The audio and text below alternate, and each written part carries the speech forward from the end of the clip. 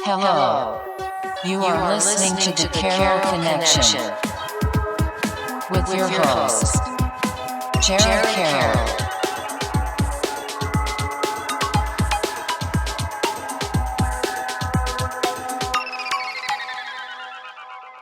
Hey everybody, welcome to the Carroll Connection. I'm your host, Jared Carroll, here to bring you guys another great episode. Did want to take a chance to shout out last week's episode 143 with Yexica Andrea Capis Santiago, and she is a adult English teacher. So she helps a lot of immigrants try to better understand English and learn English, try to get citizenship, try to help their children or just like their better knowledge of English, the English language in the United States. We talked about her journey moving over from Puerto Rico to the U.S. and in New England and kind of what that experience was like for her. And it was a really great podcast. You can check it out at thecarrollconnection.simplecast.com. Also, Apple Podcasts, Spotify, and all the major listening platforms. If you like to watch your podcast, you can go on YouTube, search The Carroll Connection, or Jared M. Carroll should pop up right for you. And if you want to be a guest or return as a guest, you can hit me up on Instagram at Jared M. Carroll or at The Carroll Connection, and we'll set that up. So that brings me to today's episode 144 with Shawn Rivers. What's up, brother? How you doing? Good. Happy to have you on the podcast. And a quick shout out to Billy G. I saw you on his podcast, and we were able to eventually link up and set up this date for this podcast. But shout out to Billy, and appreciate any connection that I get from someone who's been on the podcast. But very excited to have you on this episode, and we got a lot to talk about here. So I'll kind of let you open up with like who you are and what you're doing currently. Yeah, of course. That's the easiest question to just segue into, like what someone, just gather as much information about someone as you can. So, who am I? This is a tough question for me because the way that I interpret this and what I am doing, I never want to start with just the job I have, because for me, it's just a job. It's not how my identity. It's not the person that I am. Really, I'm an educator, a storyteller. I'm someone that doesn't take life very seriously, and I'm someone that's just brutally honest. If you want to go into my background of jobs, I mean, I've had 20, I'd say, but that's just the beautiful mystery of life of what's going to happen next for me. So right now I work at a place called Stretch Lab in Lincoln. That's fun. And I coach online. I do story work online, which a lot of people don't know what it is, but I'm relatively new to it as well. I definitely help people more for free right now. I don't think that my ability is where I want it to be yet, but at the same time, I can envision it in my mind of where it's going to be, and I play it as if it's happening right now. So I feel the same way. Yeah. About me. Yeah. And we'll dive into a lot of the stuff as we progress with the podcast, and especially later on, we'll talk about your podcast as well, and kind of why you do it and stuff like that. I always find it super fascinating and interesting to interview people who do podcasts as well, because it's just a whole different dynamic than interviewing someone who might have a different endeavor or business that they are currently doing. You just kind of, to some level, understand the struggle that me as a podcaster and podcasters out there go through every day, and whether it's getting guests, technical equipment, just issues just that arise. But we'll get into that later in the podcast. But I like to open up with family dynamic. And for people that are listening that are new, I like to explain why I do that. And for me, we're talking about your life story here. Yeah. So I like to kind of think of this analogy with like building houses. I always use this analogy. And when you're building a house, you want a great foundation. And in terms of your life story, your family dynamic and your upbringing, that's the foundation. So I like to kind of lead with that in hopes that we kind of build on top of that and get to where we are currently. So I'll let you kind of take the floor with that. Anything that you feel comfortable with sharing, please do. But if you don't feel comfortable sharing a certain thing, you can leave that out, and we'll pass that on for another day. For sure. I'll allow you to take the floor with this. You just want me to start like when I was a baby and No, just kind of just like where you're from, like your relationship with your parents, siblings, stuff like that. Yeah, so for sure. So I am born and raised Swansea, Massachusetts. I love it here. I don't believe that I'll stay here forever, but I love where I'm at right now. You know, I have a really amazing family, to be honest. My mom and dad are still together. Growing up, they always gave me plenty of love. I have two twin sisters that are a little bit younger than me. In the beginning of my life, I was really not as close with my sisters as I am now. One sister I would just fight with constantly, And then as time progressed, me and my other sister had become really close, and Shannon is my best friend now. Like, I wouldn't know what I would do without her. She listens to the podcast every single time it comes out, and it could be about dirt, and she would listen to it. So, yeah, growing up, life was, I would say, pretty easy for me. Not that I was entitled to anything, but I had a roof over my head, I had running water. I'm already in a better spot than two-thirds of the people that are on this earth. So I would say life was pretty easy. Throughout elementary school, things like that, I was the huskier kid, um, is the nicer way of saying it, but I was just the fat kid, you know? So that's kind of where my life started. I don't know where you want to go from there or if Yeah, that's yeah. enough So for you. I Yeah. think we share pretty similar upbringings in that sense. Like I have three brothers, but siblings nonetheless. And I think it's part of why I asked too is to kind of see if people had siblings, are their parents together? Like what's that dynamic like? Because those aspects really do help develop us as children. Like if we don't have other siblings, are there cousins? What are your friend? How do you make friends? Like I dive into all these different things because these are important questions to like figuring out who someone is. Mhm. And once you kind of like get this basic understanding, not that one size fits all for everybody, but there's general principles and morals and values that kind of will be associated to different family structures almost. And I think you can learn a lot by just asking a simple question like, "What was your family like?" And it's a difficult question for a lot of people because Mhm. like it's your family. It's Mhm. sometimes hard to talk about that on a public platform, For but sure. I think it's important to open with this because one, just chronologically just makes sense. Mhm. And two, like I said, learning about these childhood habits and like your siblings' relationships. And I had a similar relationship with one of my younger brothers, Jordan, just beat the shit out of each other, quite Yeah. frankly, and just like fight like just typical boys, brothers, just gotta Mhm. fight. And as I grew up, obviously that relationship became a lot better and like fights were a lot less. But it's cool to see we shared somewhat of that similar experience of like just kind of butting heads with our siblings and being so you're technically you'd be the oldest brother, right? Yeah, You're I'm the the oldest. oldest. Yeah. So what was that responsibility like for you kind of going through life being the first to kind of go through things for your family in terms of like your siblings? Did you see that as like kind of like trying to be like a role model for them as you were like growing up? Honestly, no. When I was younger, I was very unaware as a child. I would just lollygag through life. Like I didn't know what was going on. So, from a role model aspect, it was more of I don't fit in with these two girls that are around, you know? My mom always would say that I'm the test child. I definitely got a little bit of favoritism for sure. Like things that I would do I believe, slid a little bit further. And then when I was acting up, it became for Shannon and Taylor, don't do this. Sean has already made that mistake.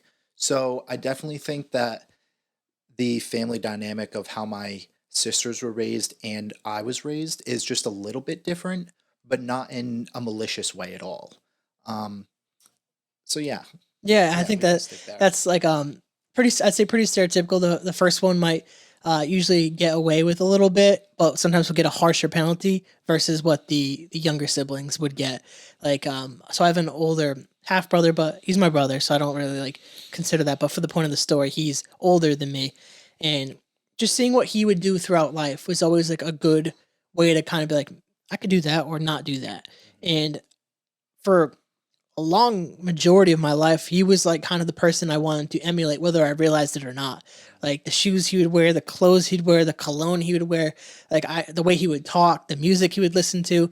Like I wanted to be like him. Mm, And it took me a long time to kind of like unpack that and just kind of be my own person. mhm. But that's just something I think that siblings will do. We will emulate our older siblings' behaviors. And like I realized that more later in life of trying to do things the right way or just trying to do them the best that I could Mhm. because I had younger brothers and they were looking up to me Mm. and I had to kind of approach things in a somewhat positive way. I definitely pushed the boundaries as since I was the oldest of my moms. Mhm. So I would push boundaries for sure, Yeah. but I think that's just part of being the oldest in the household at the time. But you learn, you grow, and I think as I've gotten older, having that dynamic, I take more pride into it. And like, especially now with having the podcast, having a platform, and like not only representing me, but my family and any other like relatives that represent the Carroll name. Like I'm putting it out there as like, this is who I am as a person. And for better or worse, I mean, you see with celebrities, if something bad happens to one, they'll talk about the family as well. So it's like you kind of have to represent everyone, not just yourself. And that's something I kind of like grew into, I would say, kind of similar to what you're saying. I definitely grew into that role. Yeah, I never really fully embodied that, to be honest. And honestly, I still don't to a sense. Like I'm going to do what I want to do even if I don't understand the repercussions yet. Because what affects me, I want to just affect me. I don't want my family to be affected per se. I do understand that it will affect them, but at the same time, I'm going to do whatever I want. Like that's just how I live, as it's how I live my life. I guess I don't take as much consideration as I could for them, but at the same time, I'm not acting malicious towards other people. I'm not hurting anyone. I'm the odd duck of the Rivers clan. So I just do what I want, and it may not be um the most easy approach in terms of everyone wants to go to college and get a good job and things of that nature. Whereas me, I'm in my 20s and I'm going to try everything. Like, I'm just going to do every single thing that I can and just see what I like, see what I'm good at, and just every opportunity, just give it 110% and see what happens. Yeah, I think that's still a good approach though, because you're going to gain so much experience from doing stuff. Like Sure. whether you choose my approach or your approach, at the end of the day, you're still going to become successful if you put in the work. Like that's Mhm. the back route that people not always will mention is just the hard work and consistency aspect. Because like whether you try a bunch of different things, you're going to still put in a lot of work to do those different things, and that's going to take a lot out of you. But you're going to learn a lot, and I think learning is part of growing, and that's like an important aspect to that. And I kind of want to continue with like this childhood progression Mhm. and talk a little bit about kind of like how did you make friends? Did you play sports? What were your hobbies growing up? Yeah, I my parents would put me into sports. I played soccer for a little while, probably up until about middle school. I was involved in basketball. I was never good at sports though. I was really awful at sports, and I didn't have the work ethic back then to figure out why I wasn't good. I would just show up to tryouts or show up to the rec games and be like, "All right, I'm here. I'm on the B team," and that's about it for me. So that was definitely a way to make friends for me growing up. Was it's hard to when we look at it and think about it, because we don't constantly think about that throughout the day. It's not something that I'm reflecting on each day. Oh, how did I make friends back then? That's not what I'm thinking about, but definitely sports was one of the biggest things. And then I was a pretty social child though. I really wasn't that shy. I'm not shy now either. I'm if I see someone that we just click, and I feel like a lot of my friendships are just really organic at this point. I don't have a ton of friends like now. I don't need a ton of friends either, but like the relationships that I have are very real and genuine, and I really cherish that. So I would say sports growing up. So soccer, basketball.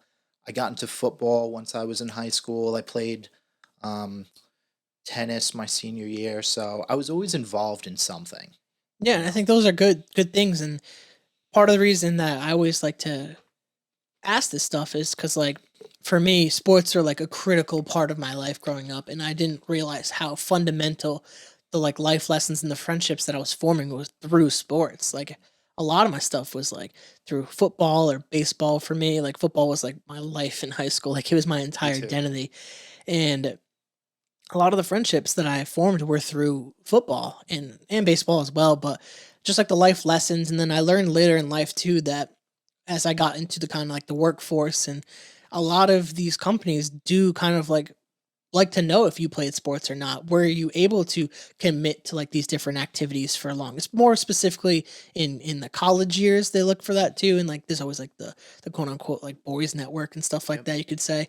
But they do look for that because there's certain qualities that student athletes have to have that they're going to want in their companies. And there's certain values that you learn through sports that you can learn through other hobbies, but like sports are like kind of like the ultimate uniter in that aspect where it could bring people from just different walks of life all together and under the one collective, which is to like win games and have fun at the end of the day. Mhm. But I think it's always cool to hear what kind of sports people played, if they played sports, if they had hobbies, because like the friendships that we make can carry on into life. And I think it's what you said too. It's healthy now sometimes to kind of have less friends Mm. because you don't need to have a bunch of these fake friendships as we get older. Because once you kind of go through the motions, you realize that a lot of the friends that you had growing up were just people you were in the same place at the same time doing the same thing.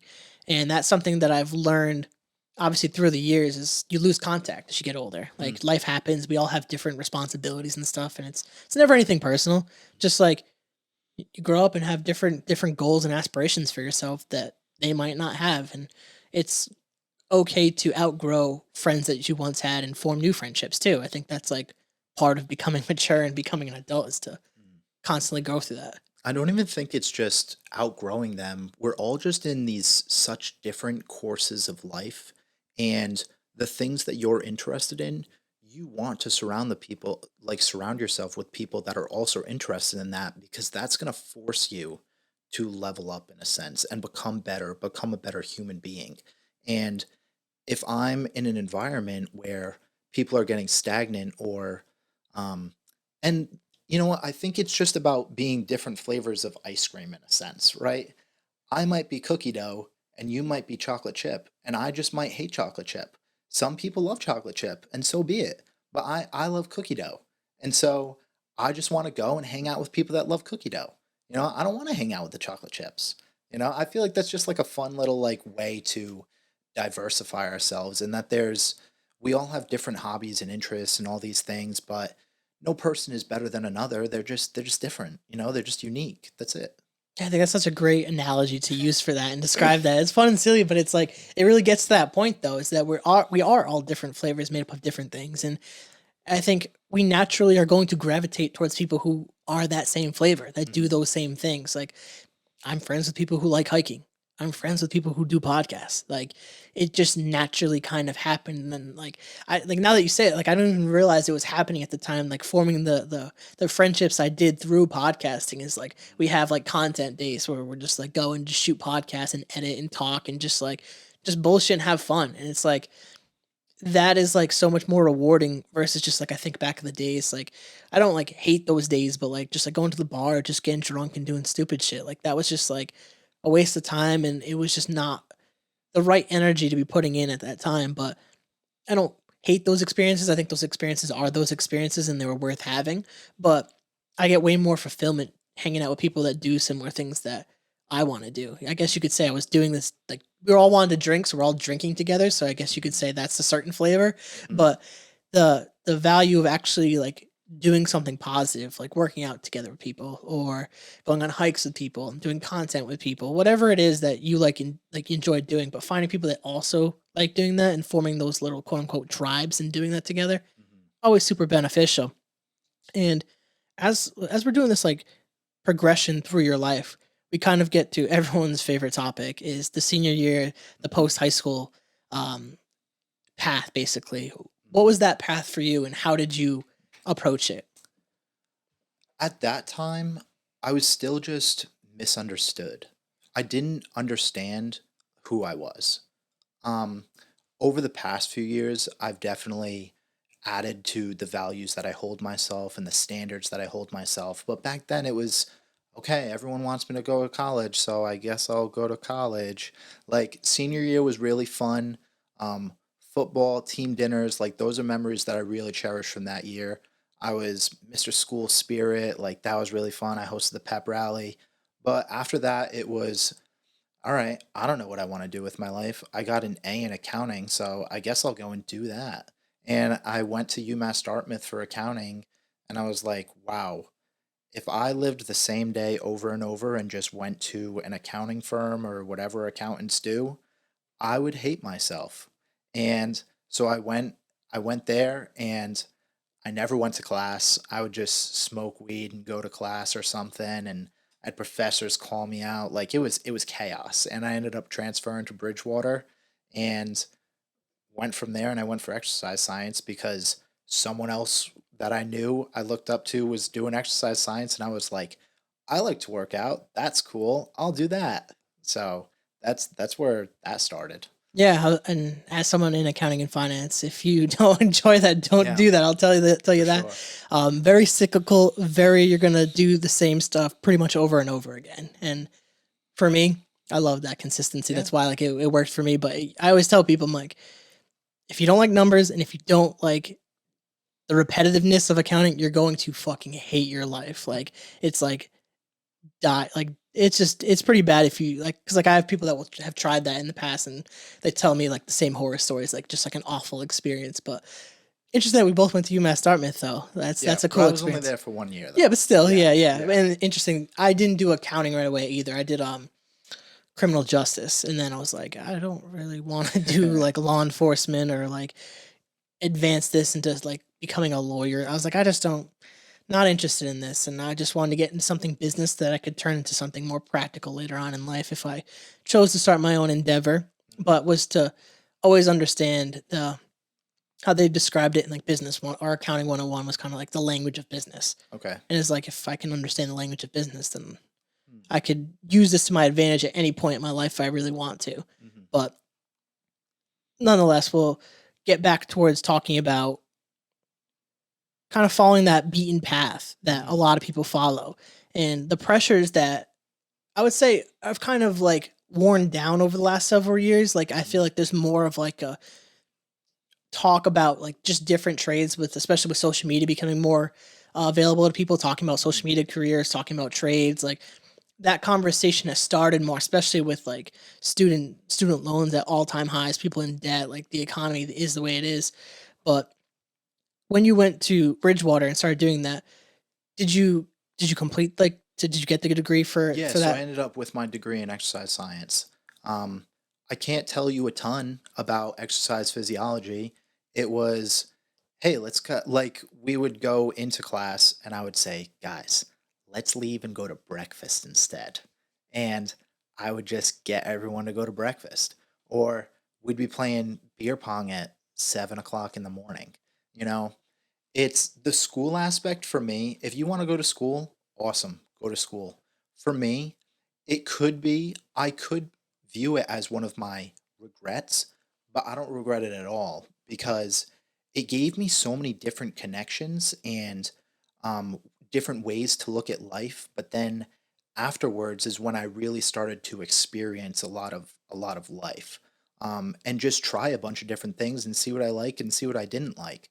If I had just started with everything that I did after college instead of college, I would be in a completely different spot. I don't know where I'd be, but all that it may have given me is less student loans. But I'm like, you know what? It's money, and honestly, I don't really care about it. So I have some debt, and for me right now, it's like, all right, in however many years it takes me to be a millionaire, I will get there. I feel it. I can envision it now as if I'm living it now, but that's the only thing that I don't have a regret towards it because I made lifelong friendships there and a lot of different opportunities that I was presented with, a lot of different jobs that I had that I understood that I liked, didn't like, different things and how to navigate through life. So there's no regrets with it, but if I was to redo it, I wouldn't go.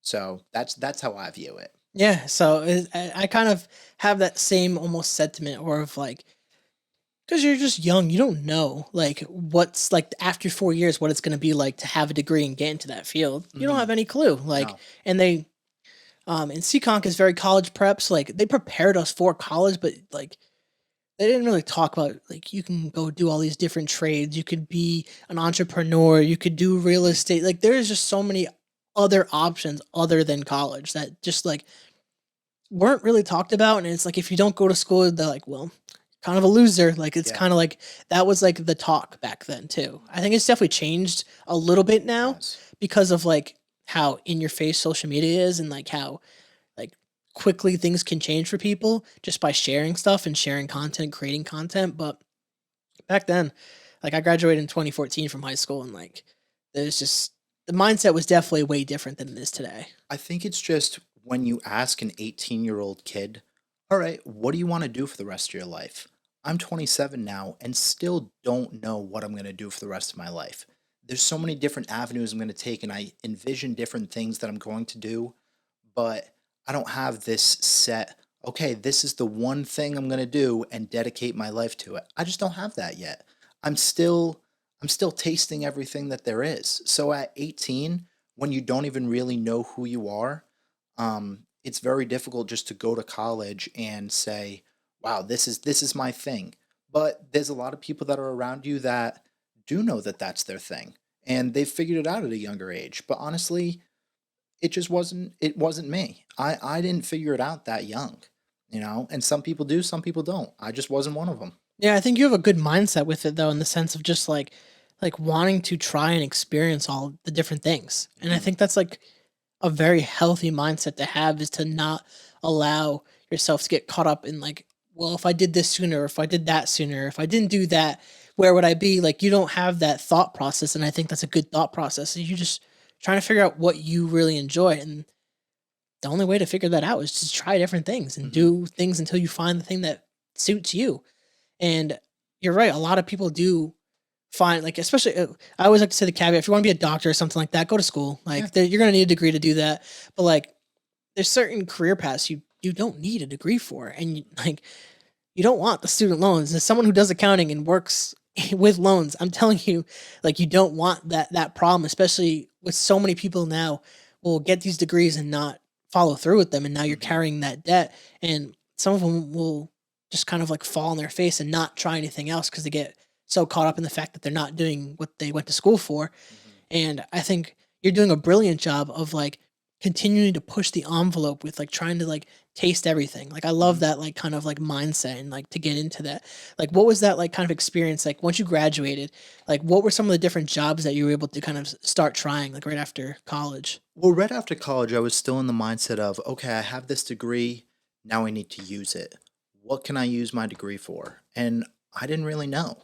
It wasn't like we had this class of this is your degree and these are all the different avenues you can take. It was, here's your degree. Good job. You know, don't come and ask us for a refund. And that was the end of it. So out of college, I ended up going and working at a local hometown gym, Swan's Total Fitness. That was an experience in itself. Um, and then I ended up going to a different gym. I worked up at Fit Factory in Foxborough. I've done some bartending. I've been a substitute teacher. Right now I'm working at Stretch Lab. I'm trying to think of the other things that I've done. I've done a lot of different things in like restaurants. But yeah, job wise and career wise, I'd say that that's like the largest things that I've at least stuck to for 3+ months. Everything else, I don't think I've stuck like more than 3 months. If I really hate something, I just let them know and I'm like, hey, this isn't for me. See you later. Like, I was making appointments for windows, like to have people's windows remodeled. And I think I lasted 2 days where I would go and set up like a little tent of sorts at different events. And I would say, hey, how old are your windows? And people would say, I just got brand new windows and keep walking. Or people would just ignore you. And it just got to be, wow, I have no passion or desire for windows. I do like sales, I like talking to people, but I have no interest in hearing about how old your home is and whether you have vinyl or wood windows. And so different like small jobs like that, I was able to. I probably had like 10 different things, like random things like that, where I've lasted just like a month or a week or a couple days, and then I'm like, yeah, I'm out of here. See you later. So, I was gonna say there was a.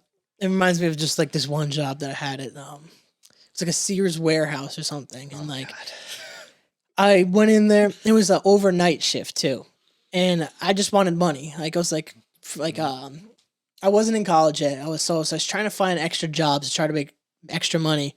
Went in there for one shift, and they were showing like these forklifts and getting up to this high place, getting these mattresses off the ceilings, basically. And I was like, fuck this. I literally next day called him like, yeah, I'm not doing this. Like, not a fucking chance. I'm like, sorry for wasting your time, but I'm not doing this. And like, in the end, you're not wasting their time. You're probably saving them time. Yeah. Because like, instead of just being a shitty employee, you just leave and Yeah. then let them go hire someone that would actually do the job.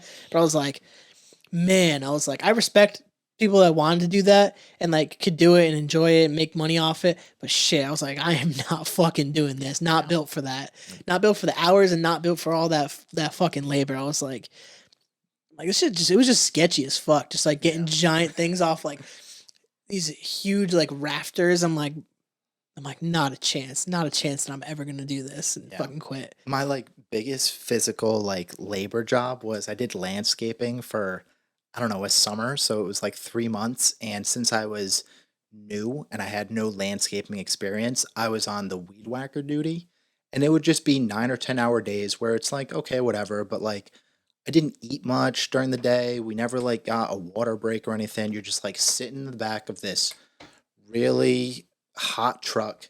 I've got the weed whacker back there with me, and it's 25 pounds. And it was just so miserable because you're leaned forward and they're like, all right, you need to weed whack as fast as possible. And I'm like running around these houses with this weed whacker, and I hated it. I really hated it. It definitely taught me a sense of how to work hard and be proud of what I've done. Like to see a lawn that didn't have it, like that was just overgrown, and then wow, we created this really beautiful image of what the outside of your house looks like. But then it's like, okay, next week it's just the same thing. We go back to the same house and wow, we did it again. Cool. And over and over and over, it was just so tiring. I would go to the gym afterwards and I'd be like, I hate my life. So it was a summer that just taught me another bunch of aspects, And So, yeah, I think that's important because I had a job where, like I said, I mentioned I was changing wheels and tires, mhm. and similar to that, like you put the new package on, like whether it's a Jeep or a truck, whatever. I'm like, wow, this looks cool. We created this cool thing, and then obviously through the repetition, it's like, yo, this is just not fun anymore. Like this sucks, but it's like it teaches good lessons and there's good value in that, and some people do enjoy just working on cars, being around cars. I'm not one of those people, Oh, so me after neither. a while, it's like, yeah, this is not it for me. Yeah. And even like I've had that within my own career. Like obviously like I don't like love my career, but I don't hate my career. Hmm. And that created a space for me to kind of use the money that I was making to fund a passion, to find something that I really enjoyed, which steered into this podcast, Mhm. which leads me into the question now of I want to dive a little bit more into your podcast and like social media and kind of what you do. Yeah. What was kind of the motivation to create a podcast? Like that's always like the most interesting to me about someone who creates a podcast. Like what was that initial like push to do it? Fuck if I know. Like this is 2 years ago now. This was during our COVID time of sense, and I was getting out of I was personal training at the time. I had a lot of free time. I was going to a couple people's houses. I was collecting unemployment. I was making a bunch of money doing nothing, but I just needed something to fill in the time. And I was like, you know what? I'm going to start a podcast because I thought, oh, I'm going to be this crazy awesome like online coach for fitness. And I coached like a couple of clients and absolutely hated it. Absolutely hated it. I was like, this is not for me. I just don't have a passion around fitness to make it a full time thing. It's better as a hobby for me.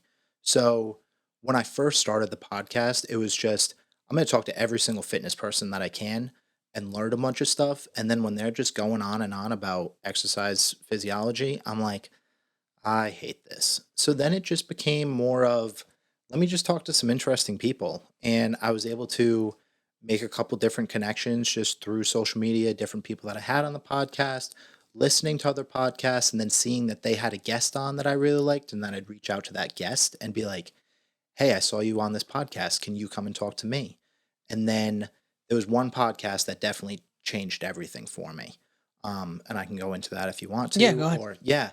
So the biggest podcast that changed my life, I feel like it started my life, okay, was the podcast that I did with this guy named Austin Linney. And he was a functioning alcoholic for 20 years. And what he did was he would drink every day. He would go and work in wine, and he was a bartender, and he was a madman at it. He was really good. And drinks turned into coke, turned into meth, and then within a 3-year period, he completely flipped his mind around and gave up all of it. Like, he's been sober for a few years now, and he has turned into such a mentor for me.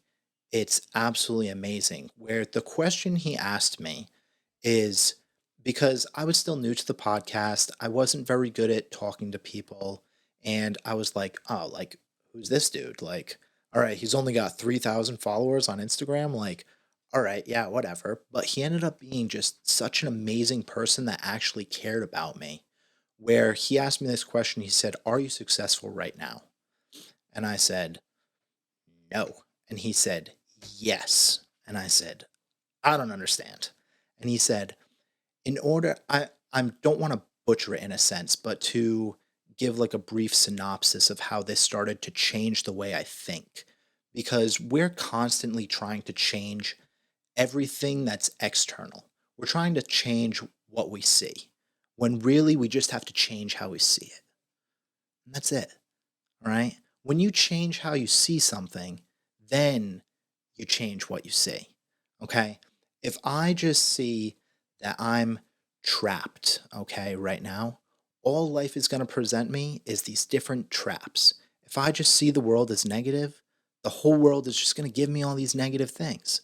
But if I see all the gratefulness and joy that the world has to give me, that's what the world is going to give me. The world and the law of attraction is so strong where now I just have this self-belief where everything is just such a gift to me. And now it's where I can go and take any situation, and instead of why is this happening to me and what's the story I'm telling myself around this, now it's wow, I'm so glad that this happened to me because I'm strong enough to be the one to get out of it and learn something from it. All right. Other people might, and nothing against someone else, but other people might go and take that situation and it might bury them. But for me, I may go down, but it's going to skyrocket me up. It's not going to dig me deeper. Okay. I'm okay going down because I just know going down is the bottom of the next mountain that I'm going up. Where I just thought, why is all this happening to me? Why is all this happening to me? And I just played this big, huge victim game. And then after that podcast, I stopped playing the victim game. That's it.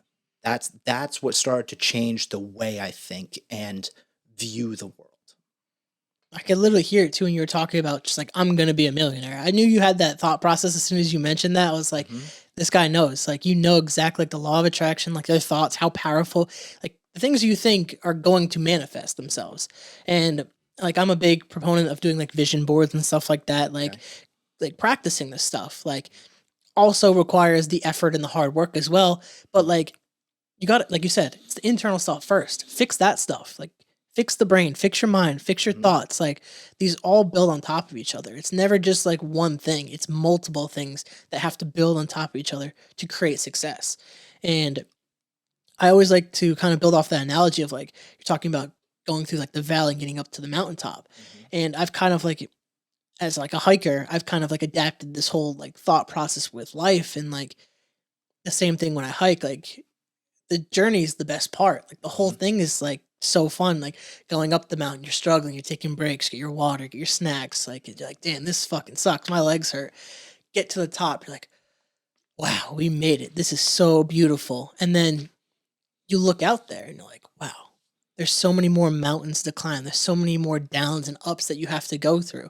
And that's life. Like you're just constantly going and hiking mountains and it just never ends. And like having the ability to appreciate that experience that we get to have as humans, like the base root to experience emotions, to make friendships, to have family, like the basic stuff is the most important stuff. And then the rest just comes after you accept and appreciate that.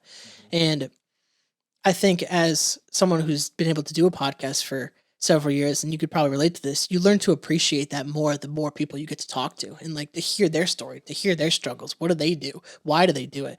And for you, you talked about a lot of like people who are mentors, who are coaches, who have this great mindset. So like, how has that been for you to like interview like a lot of pretty interesting like people and like to hear their perspective on life? Here's the biggest things that I have learned from doing that. Okay.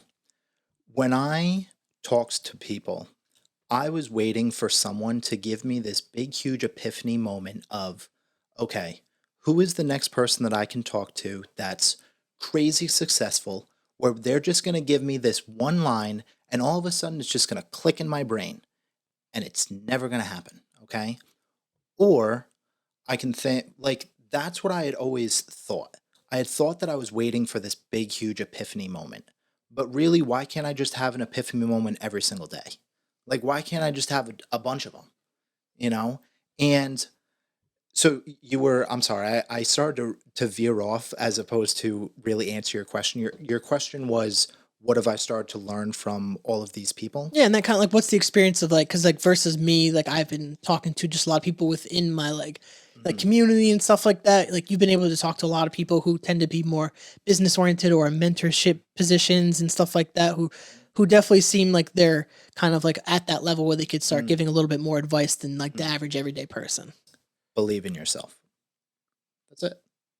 If you don't believe it, no one else is gonna. And that's it. You can fake it as long as you want, because I faked it for a long time. Like, I faked self-belief for a long, long time.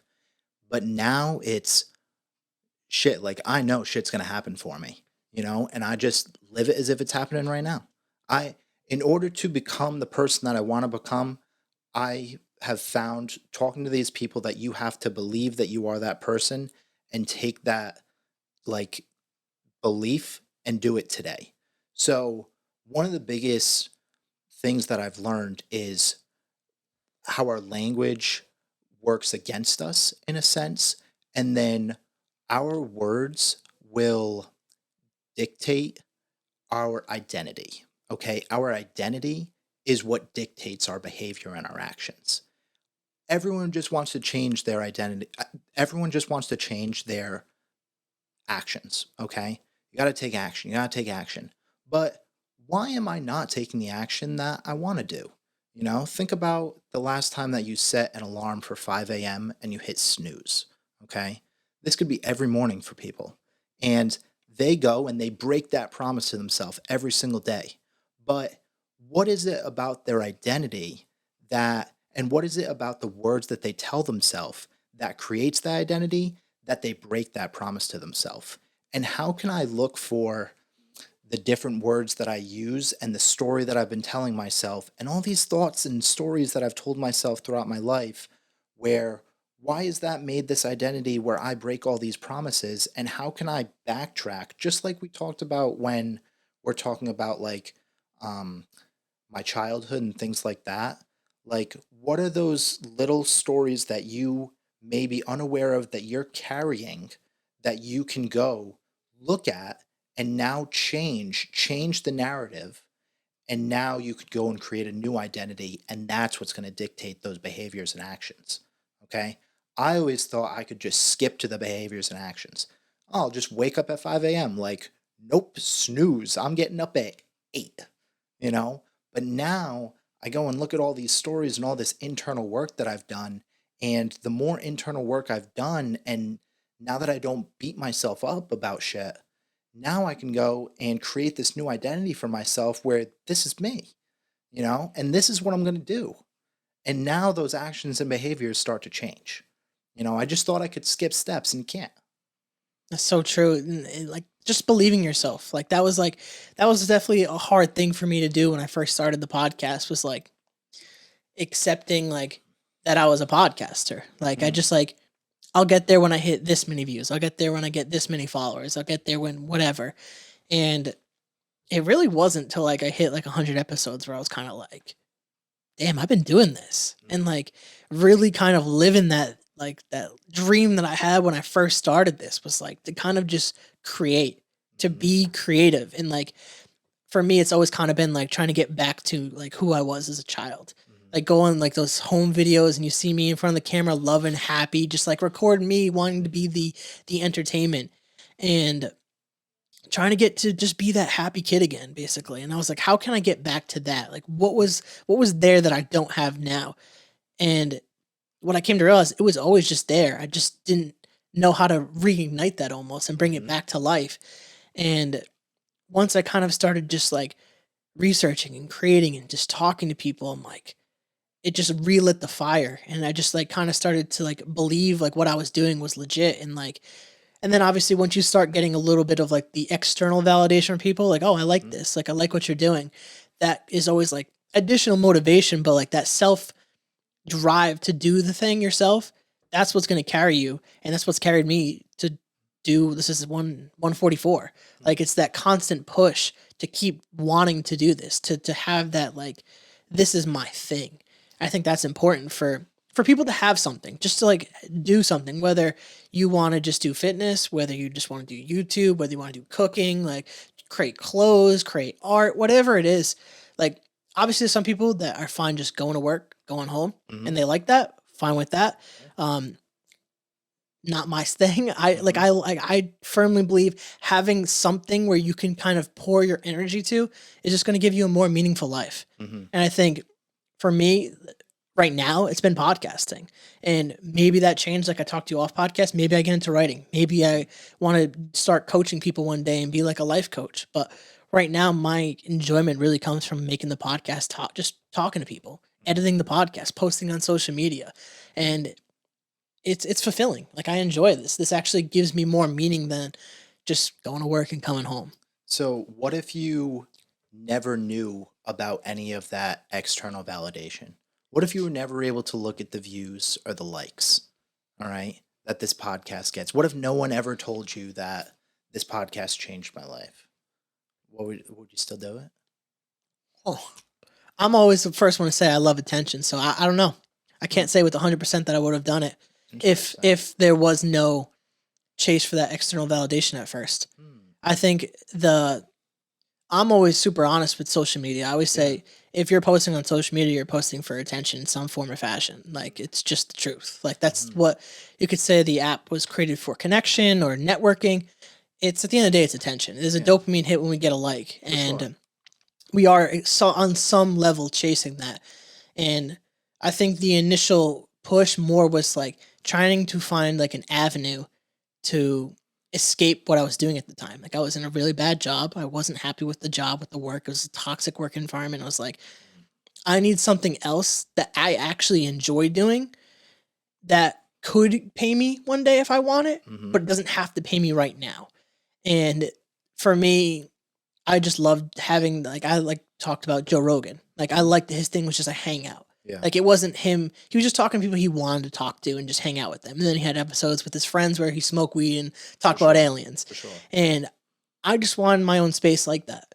Like I just wanted to break away from like the going out and stuff like that. Like I wanted something where I could give my attention other than just playing video games, other than just like eating my way into like obesity. Like I just wanted something that I could just hang out with people. So like that first push, maybe not, but like that kind of idea, because like if the social media wasn't there, I don't know if I would do it. I would maybe have created a different avenue just to like talk to people, because like there is something there that I record and post it and share it with people. So like there's obviously that portion of doing podcasts that we like that validation. Sure. But if it wasn't podcasting, it might have been something different that involved like a similar way to have communication. I think this is like the purest form of like human interaction. If you think about just like caveman type stuff, like telling stories and doing like cave paintings, like that was kind of like the initial podcasts. For sure. And it's like, maybe it would have been something different, but something that involves community probably for sure. Cause like,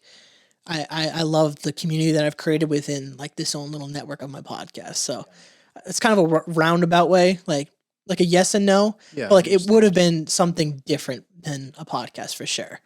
But I think I liked being behind a microphone. I got pretty comfortable pretty early on with it. And it just was like, I think even when I was like a kid, like I mentioned, like I loved to be in front of the camera. Like it was like, put it on me. Like I want this shit. And maybe just being like the firstborn and then having siblings and losing the attention that made me want the attention more. Okay. And maybe it's somewhat of like the therapist and me like thinking about stuff. Like maybe it's that childhood craving that we lose out once we have siblings. Because obviously, once your parents have younger siblings, that they're going to give more attention to the younger kids because they're babies type shit. But yeah, I don't know. There's something that was just interesting at the time. Podcasts were hot, and it was just kind of like a way to be creative. Because I'm not like an artist, I'm not a musician, and like there wasn't like a space for something like that. And this was just something that I figured that I could do and I could like apply myself. So what I love to think about with this internal work that we're constantly doing, think about the kid version of you and how you had that zest for life, right? When did that go away? Probably like middle school. Okay. As soon as I started hit puberty, getting acne, like Okay. trying to like date and stuff, like not feeling I was like the best person, and then getting into high school. Some of it came back when I started playing sports, so like captain the football team. Like I got that desire back, and then probably once you get into college and stuff, that shit just like it's like stomped out of you. It's like quote unquote we talked about like Matrix, like you going into the Matrix, the 9 to 5, just like everyone else, and then it's like you get out of college and then you're just like doing the same thing that everyone else is doing, and it just becomes like, damn, like how did I end up here? Like what happened? Like where did I miss the mark almost? See, I think what happens is there are different moments in our life where there's the story we tell ourselves and there's the story that actually happened. And the story that you told yourself, there is something there, okay? Somewhere, possibly in that middle school where you started to lose that. And if you can go back to that moment, if you can feel that emotion that you felt, you know, that pit in your stomach, you know, if you can go and find that pit in your stomach when you were younger, and you can go and write that story out, and you can look at it, okay, and then you can change the narrative of it, you can go and say, wow, you know what? I can be that hero right now that kid needed, okay? And when you become that hero that kid needed, that kid heals. And when that kid can heal, now all of a sudden that kid's back. Now that kid that is inside you, it's back. You know, that's all you have to say is that it's back. That fire that little kid had, that hero that little kid needed, you are that hero that little kid needed. And when you can go back to that moment and fix that moment, all of a sudden your life starts to change. It's that different way of thinking, you know, because we have so many different thoughts that are just stuck in our subconscious where we don't even think, we're not aware of how we're thinking. We're not aware of the words that we're saying in the story that we're telling ourselves. And when we can just go and change that narrative, then all of a sudden, oh my God, like that kid, it doesn't matter what happened. It happened. And that's it. You know? And so we can stop shit talking ourselves and we can start to love ourselves a little bit more. And now all of a sudden, things are skyrocketing. You know, things are really changing. You know, and that's what I think a lot of us have to do is just go back to that kid version and become that hero that kid version needed when we had that pit in our stomach. 110%. Like I did this I had this shaman experience with a Peruvian shaman, and we kind of did like a lot of that inner child healing, like laid on the table, had all the crystals on me, walked me through like this experience, and like I was able to kind of like, it's weird because like you're not like tripping on drugs, but like it was so vivid where like I could see myself basically, and like it was like the 7-year-old version of myself though, like. And I kind of know the moment where things started to change in my life personally. I'm not going to get into like those details on the podcast, but like I could see that version of like kid me like crying in the corner basically, and like she like acts as like, it was acting like as a coach basically, like you need to like love him, protect him, let him know it's going to be okay, and grab him by the hand and take him with you. Sure. And ever since I kind of had that experience, and it was kind of while I was doing the podcast, things definitely started to change in my own life where like I feel like I'm becoming the person that I needed at that time. And I think, like you said, that's kind of when you start changing that narrative too, and like really becoming the person that you want to be.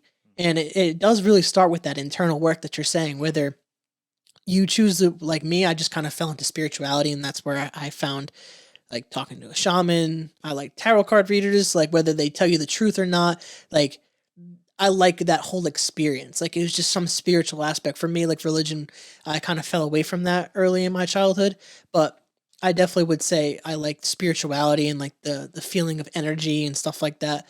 But having that belief of like trying to be what you needed as a kid Mm, or in the moment that you're talking about, that pit moment in your life where mm, things started to turn, you have to go and right that ship. You have to go back mm, and look at that stuff, and it's super uncomfortable. No one wants to do that, but you have to do that in order to become that version of yourself that we're both talking about here, to reach those levels that you want to reach, whatever that level is for you.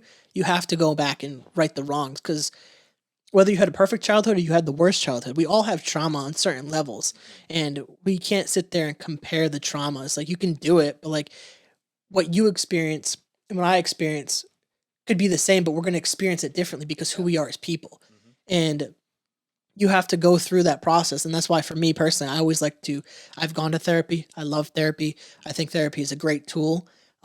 Not everyone's going to like therapy, but having an experience might be worth it for some people. So I will always encourage that for people.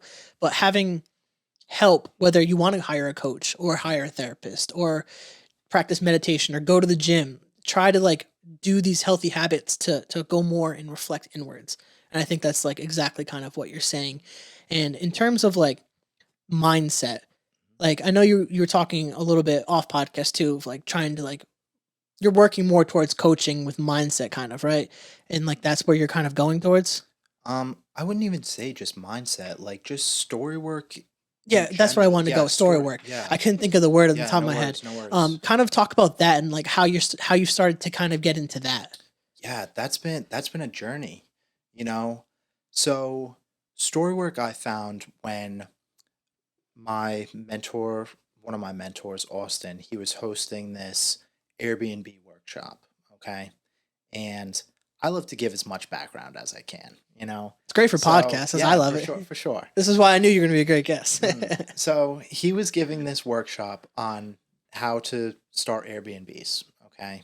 And we started to talk about it, and I made an investment, and I went and uh, wanted to. I thought, you know what, Airbnb, that's going to be my thing. You know, I thought it was cool. I didn't know anything about it, don't know real estate, but I was like, this is what I'm going to do because I hated the situation that I was in. And what I was trying to do is I was just trying to find something else to do to correct the situation I was in. And what ended up happening during that workshop was we went through things and I just wasn't interested. I wasn't getting it. And he was like, look, instead of this, you made the investment. Let me coach you for free. For free, I already made the investment into Airbnb, but let me coach you instead.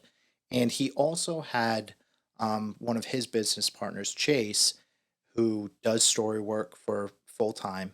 Um, work with me as well. And so that's just the way I found it was through taking an Airbnb course and then starting one-on-one coaching with this guy Chase. So I had met Chase, and what he did was we went through different stories that may have haunted me or annoyed by or just kind of like bug me. And it could be as simple as, well, last week um, my neighbor's dog shit in the yard, and that really annoyed me. And we would just write the story out, you know, and I would just write it out, and I would read it, okay, and then we would look for the different feelings and emotions during that story that happened, and how it was affected by the the rating of those emotions, like on a scale of 1 to 10. So then we would look at different events throughout my life about, okay, when's another time you felt that same feeling, you know, you feel that tightness in your chest or that um like pit in your gut, right? When was a time when you were younger that you felt that, or maybe throughout a little bit of your adult life? And we would write out these stories, and then we would go and we would write them out, and there would be certain words that you would use where you're playing this victim card. Oh, this happened to me. Whereas, oh well, My mom did this to me. My dad did this to me. This person did this to me. What if it was I did this to myself? Or what if it was mom did this to herself? And incorporating different breath work and just like an overview, because we have all these stories that are, I try to use this book example where they're here, they're pressed up against you. And all you need to do, what if we just went like this? We just saw them like this instead of like this.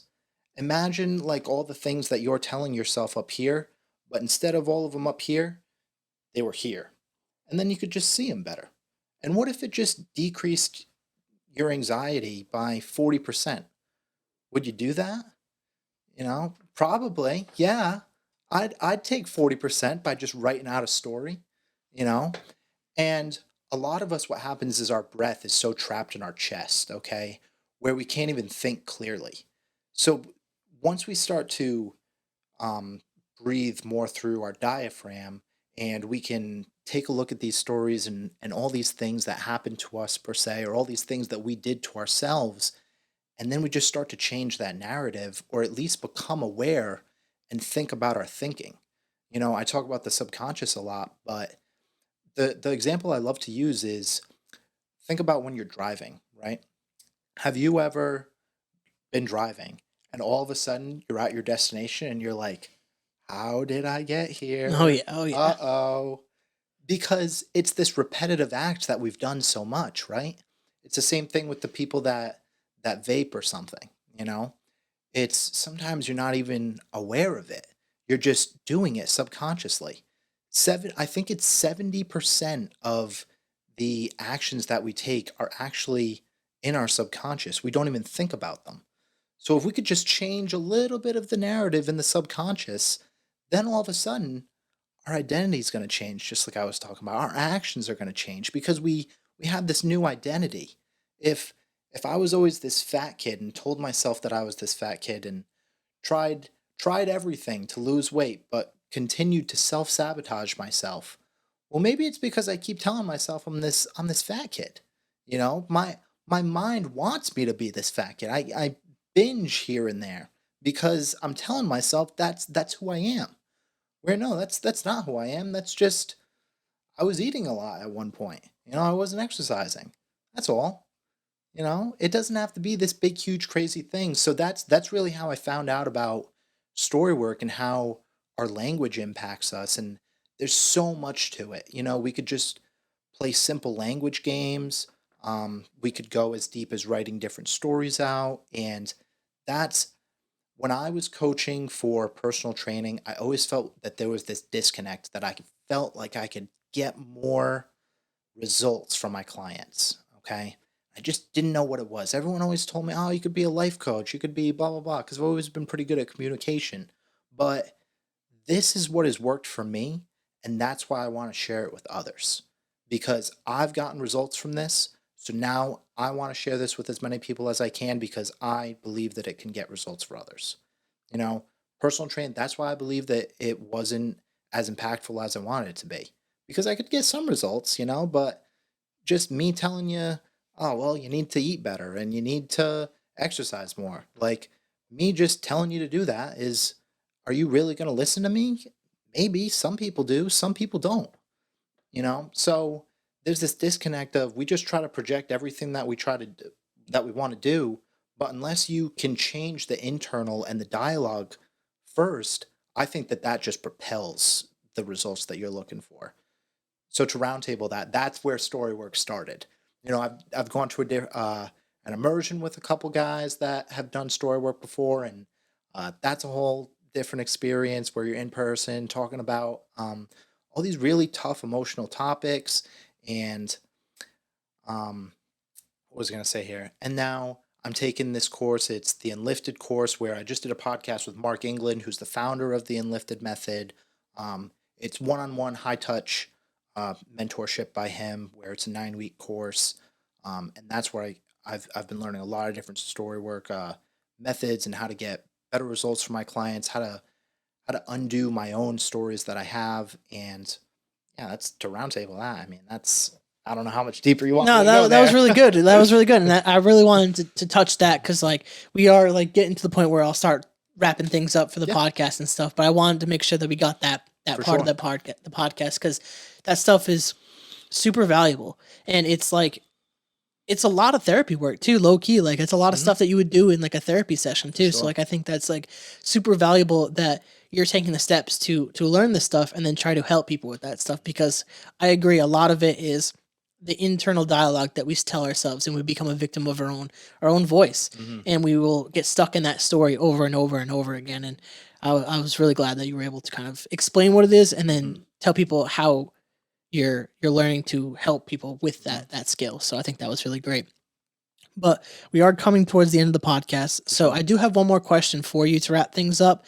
And that question is, it's my favorite question that I ask everyone just to kind of like have a nice simple ending for everything. For sure. What would your advice be to someone who wants to pursue their passion? Don't break promises to yourself. It can be that simple. That's it. Oh, okay. Don't break promises to yourself. You know, if you tell yourself you're going to get up at 5 o'clock, get up at 5 o'clock. If you tell yourself you're going to work out at this time, work out at that time.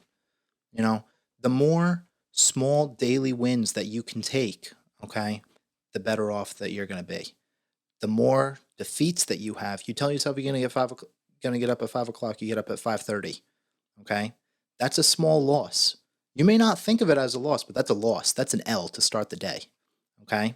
You tell yourself you're going to go work out at 5 o'clock at night and you don't work out. That's a loss, okay? Or say you go and it's 7 o'clock at night and the workout's a little different, okay? But you continue to stack wins, right? Finding your passion, I mean, what is passion? You know? I don't know, something that you want to do all day? I don't know. I don't want to do anything all day. You know? I don't know if I have any passions. So I think that you should just make sure that you're enjoying your life. No matter which way you want to live it, go and enjoy it. And if you're not enjoying it, then go and change something about it. That's it. Perfect. I think that's really great advice to give out to people. And Sure. again, Shawn, I appreciate you coming on this podcast, gotcha. man. I've Thank you had for a having great me. conversation and plug your stuff really quick. Oh, yeah. So you can find me, you can find my podcast, Growth by Shawn, or Growth by Shawn Podcast, the Growth by Shawn Podcast. I don't even know, to be honest. But that's on all streaming platforms, I believe. I'm on YouTube as well. And then that might be, you can type in Growth by Shawn, but you might find it by just typing in Shawn Rivers, or I might even be Rivers Nation. I'm not sure. And then on Instagram, at Growth by Shawn, and that's pretty much what I use. Yeah, So, and I'll tag you on Instagram and all that stuff and all the posts. But For sure. again, appreciate you for coming on the podcast, man. no, really appreciate it. You did a great job. Thank you. I try. For you guys that are watching the podcast or listening, please like, rate, review, subscribe, all that fun stuff. Share with your friends, share with your family, share with your grandma. You can check it out at thecarrollconnection.simplecast.com. Also available Apple Podcasts, Spotify, and all the major listening platforms. If you like to watch your podcast, go on YouTube, search The Carroll Connection at Jared M. Carroll or at The Carroll Connection. And if you want to be a guest or return as a guest, hit me up on Instagram at Jared M. Carroll or at The Carroll Connection, and I'll set that up. So, till next time, guys, peace.